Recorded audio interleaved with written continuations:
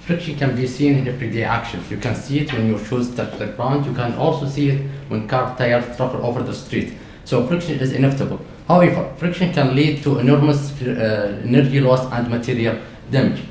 Different studies have tried hardly to control friction, but they mainly fail to obtain repeatable, predictable, and tailored results.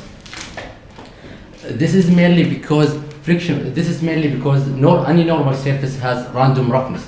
By saying roughness, I mean surface ends. So how can we eliminate this randomness? First, we need to understand why there is a strong relationship between surface ends and friction force.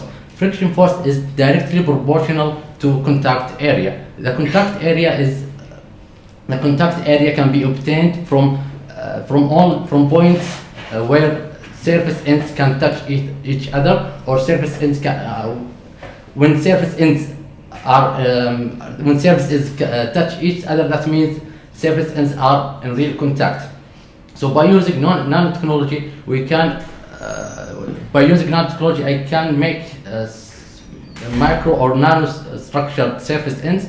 That means I can control contact area, thus I can control friction force.